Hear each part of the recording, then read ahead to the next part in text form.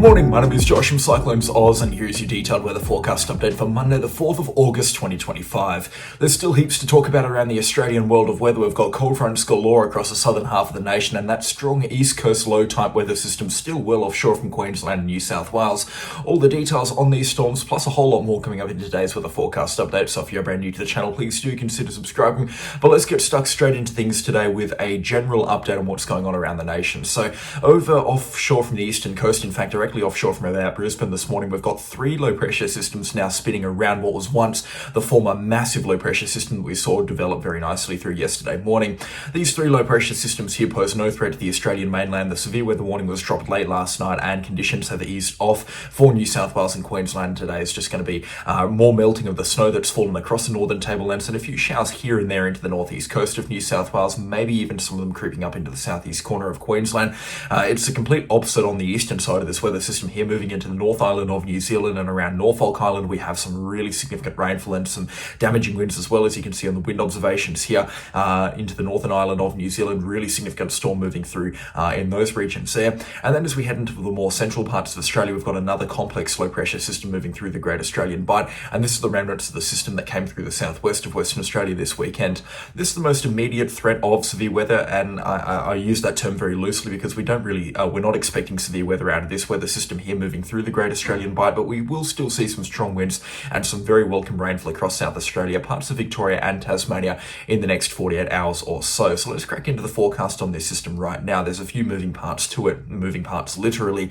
We've got that main rain band coming through now, which is moving into the eastern half of South Australia this morning. You can see a couple of showers now beginning to build just outside of Adelaide. And while this video comes out, I'm sure a few millimetres has already fallen in Adelaide. They're moving over the York Peninsula right now into the Vincent Gulf, and as you can see through the Eyre Peninsula as well, a few heavier showers and rain bands now moving into Ceduna, and they'll fall into the Eyre Peninsula very shortly as well if they haven't already. Winds are quite strong at Cape Willoughby. We're looking at winds out of the north at 74 kilometres an hour. Some strong winds as well at Cape Border here on Kangaroo Island, and I believe the Neptune Island weather station has been blown out in the last storm, unfortunately, because I would like to see what the wind observations are there. So there's some strong northerlies moving through South Australia this morning, and they're carrying over into the western half of Victoria as well this morning, and some strong winds also moving into the northwest corners of Tasmania as well. Heaps of rainfall expected to move through. As you can see on the rainfall forecast here, it's just going to be just multiple hours of rainfall moving through into these regions here. Rainfall's expected to pipe up later this afternoon across the west coast of Tasmania, also later this afternoon into early this evening for the western half of Victoria. A few showers making it into Melbourne around midnight or just after, and a few drops of rainfall expected there before sunrise tomorrow. A few showers expected to continue this afternoon and this evening into South Australia, but again, we're not looking at rainfall accumulations more than 25 millimetres outside of Tasmania. Widespread falls between 10 to 25 millimetres today and tomorrow expected around the Eyre Peninsula and then into the southeast corner of South Australia and also around Adelaide and the Mount Lofty Ranges, and falls around 10 millimetres expected through the western half of Victoria, extending into Melbourne, and then higher falls are expected through the foothills of the Blue Mountains and the Victorian Alps.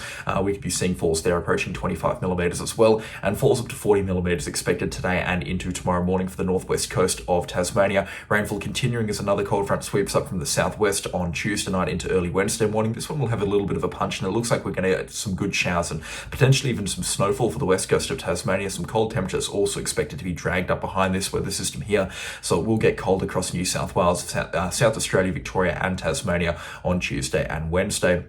And then after that, look at this, the Great Australian Bight is all but clear through Wednesday and Thursday, which means weather systems are going to be very few and far between, powered by this massive high pressure system that's going to get itself set up over at the Tasmania area from Wednesday through Thursday, Friday and Saturday. Things are going to be cool, calm and collected across the southeast corner of Australia. A few showers still expected to move into the eastern states, and I'll get to those in just a few minutes here. We're still talking about the cold fronts down in the Great Australian Bight, but you can see this until this high pressure system moves away, which will happen probably around the 10th or the 11th of August. We're not expecting anything in the way of significant storms or cold fronts to be moving through into the southern regions of the nation. The next cold front coming through on Tuesday the 12th, and then that looks like it kicks up about a week or two of significant severe weather and some strong cold fronts that are going to move through into the southeast corner of Australia. It looks like the southern annual mode swings back towards negative, which means we're going to be getting an increased amount of cold fronts, rainfall, snowfall, damaging winds, all that winter weather stuff into the third and the fourth week rather of August by the looks of things. At least that's what the forecast models are suggesting at this point in time. In fact, we've got a couple of stronger systems coming through into the middle and the later parts of August. So between the 15th and the 20th, definitely could be a bit of a time to watch across southeastern Australia. Some strong storms are rumoured to occur, at least on what the forecast models are suggesting right now. I'm just going to finish up with the winter weather forecast over in the southwestern corner of Western Australia. We've had some great rainfall accumulations in the last 48 hours across the southwest. My weather station has picked up 75.4 millimetres, which is about the maximum as to what I thought would fall in my region. A lot of stations around the southwest have picked up between 50 to 80 millimetres of rainfall, and some great falls as well into the wheat belt, between 15 to 30 millimetres across a wide swathe of wheat belt locations. The weather is all but cleared across Western Australia, with the exception of those between Albany across towards Esperance and around Israelite Bay. There are still a few drizzly showers moving through, and I believe it's drizzling right now into the Perth metro area or hereabouts. It definitely looks like it out of my window, which is a bit of a change from the thunderstorms from yesterday morning's forecast update. That made that an interesting one. Plenty of showers still moving through into the Esperance coastline as well, and a few showers moving through into the Albany coastline. But with this, cloud temperatures are a little bit milder around the coastline. They're a lot cooler further inland. We did have some snow on the Stirling Ranges as well last night, or yesterday afternoon. That was a little bit unexpected, but again, it definitely could have occurred with the setup that we did have. Rainfall is going to stick around, at least in a very light capacity, over the next 48 hours or so. It'll begin to clear on Tuesday night and into early Wednesday morning when that high pressure ridge begins to build, and then showers just contracting to the southeast coastline of Western Australia. And as that high pressure system blocks everything in the Great Australian Bight, we're not expecting rainfall until at least the 8th or the 9th of August. A weak cold front coming through on Friday the 8th of August, and then looks like another cold front coming through on Saturday and Sunday the 9th or the 10th of August respectively. It depends on how strong this weather system does get, but the Bureau of Meteorology is hinting at up to about 25 millimetres of rainfall next weekend. I definitely reckon that's on the higher side. These weather systems do look to be quite weak. We've definitely been receiving the higher side of the rainfall estimates from the Bureau of Meteorology across the southwest over the last couple of months, but I reckon we're not going to see that much this weekend. Probably between 5 to 15 millimetres in Perth, and maybe up to 25 millimetres across some areas in the southwest. So don't get your hopes up for rainfall this weekend. It should be a lot drier than what this weekend and previous weekends have been. Wednesday the 13th, we'll see another strong cold front move through. This one could pack a bit of a punch in terms of rainfall and also for damaging winds as well. This one looks like it's got a little bit more bite to it. And then as that moves into the Great Australian Bight, moving into southeastern Australia, and then more rainfall coming through on Friday and Saturday the 15th and the 16th of August. Again, in keeping with that swing towards a negative southern annular mode, that does mean more rainfall for the southwest as well. And with the Indian Ocean dipole also swinging, we're definitely looking at more rainfall as well, just for Western Australia in general in the coming couple of months as well. So this is really in keeping with what the current climate trends and the current state of the climate is suggesting across southwest and Western Australia. It's really good seeing this rainfall, and again, we didn't really talk about this across southeastern Australia, but there is just great rainfall numbers on the forecast modelling over the next 2 weeks. It's not too heavy, but it's not too light, and it's spreading itself out over places that need it, especially through Victoria and Tasmania, and also parts of the Wheatbelt region in Western Australia. Unfortunately though, for South Australia and New South Wales, especially in some places of South Australia like the Eyre Peninsula, it's still just a little bit too dry for some of those people's likings. So hopefully a little bit more rainfall does begin to build there shortly. Actually, we can take a look at that with the drought monitoring map right now. This is a look at current drought conditions. I'd take this map with a pretty heavy pinch of salt, but the better map to look at is the soil moisture values here and the moisture anomalies. You can see they're pretty much bang on normal around the southwest corner of Western Australia. At this time of the year, you like to see them above average. So cause for concern is a little bit of rainfall would be very much needed into the Vass region and also into the Peel region of Western Australia. Definitely don't need anything in the Margaret River region. They've had plenty of rainfall. Eyre Peninsula is above average right now, at least from where it has been in the last couple of years. A little bit more rainfall into the southeast of South Australia and also into the western half of Victoria, especially down on the coast, would be needed as well. And into the southwest wilderness of Tasmania, some good rainfall down there would be very welcome indeed. Also pockets of Victoria and New South Wales closer to the border is looking a little bit dry as well, so some rainfall down there would be very much welcome indeed as well. Let's shape things up now and talk about something that's a little bit more subtropical, tending tropical at times. Showers into the Tasman Sea and also parts of the Coral Sea as well. We're expecting heaps of rainfall to move through into the coming couple of days, especially from Wednesday onwards. We're going to see showers and moisture enter into the Tasman Sea, and from Wednesday night, especially building through Thursday morning and Thursday afternoon, some showers through the Hunter region and the mid-north coast is what we're expecting. Nothing in the way of crazy or heavy rainfall, but a further 25 to 50 millimetres is possible on both Wednesday and Thursday with moderate showers moving through. Not rainfall that they're necessarily calling out for. That's for sure. Rainfall will then continue to move north through Thursday afternoon and evening and ease off through Friday for this part of New South Wales temporarily before showers and thunderstorms develop across interior parts of Queensland and New South Wales. I'm not 100% sure what to make of this, but it looks like we're going to get some cool moisture coming in from the Coral Sea and the Tasman Sea on Friday, and that's going to meet with some drier air from interior parts of Queensland and the Northern Territory through Friday afternoon and evening, and we might be seeing a thunderstorm outbreak across parts of Queensland on Friday, that being the 8th of August. So there's definitely enough convective available potential energy, even for this time of the year, for a few thunderstorms to spark up, especially north of Longreach, up around Huendon and Winton, these sort of areas through here.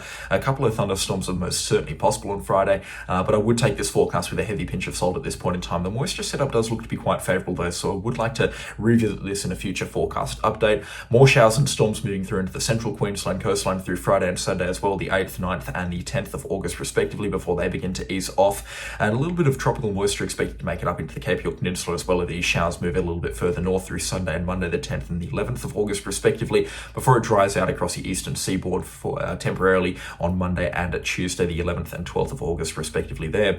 Rainfall will then return into the Tasman Sea through Thursday the 14th of August or thereabouts, so give or take a couple of days with this forecast here as we start to enter the more long-range situation here on the forecast modelling.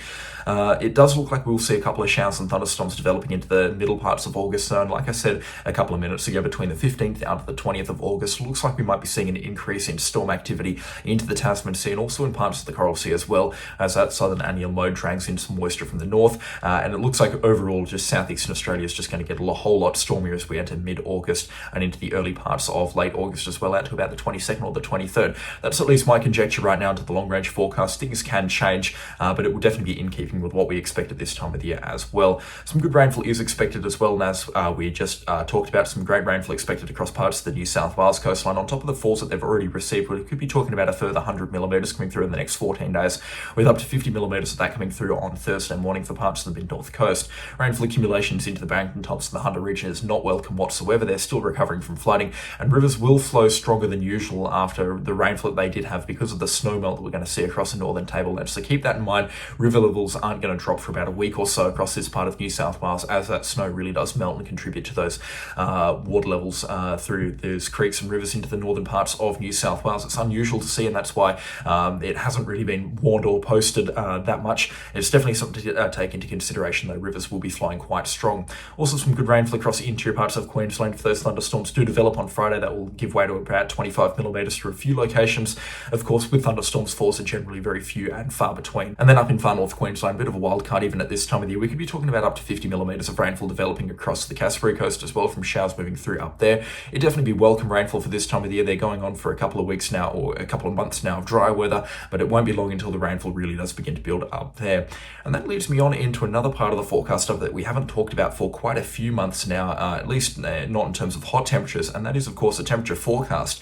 We're going to be talking about some very warm weather developing across mid-August, and this is generally the time of the year when the air does begin to warm up across the interior parts of the nation, and we see those 19 to 22 degree days turn to about 25 to 29 degree days, and you can already start to see it here building by the 9th of August across the interior parts of Western Australia, and then on Sunday the 10th, temperatures really do begin to rise, approaching 30 degrees across the southern parts of Western Australia here. Of course, we're not talking about temperatures closer to the coastline or the Perth metro area here. We're talking about temperatures well into the goldfields or even into the south interior. This heat then gets dragged across central Australia here, and through Monday we see temperatures begin to rise across central Australia, and we could be talking about maximums up to 8 degrees Celsius above average for where they normally are at this time of the year. Around Lake Eyre, a lovely top of 26 or even 27 expected on Tuesday, and those temperatures continue to rise and head further towards the east through Wednesday and Thursday as well. In fact, temperatures again approaching 30 degrees across parts of the goldfields on Wednesday the 13th of August in Western Australia, and then pushing 30 as well across interior parts of South Australia on the 14th.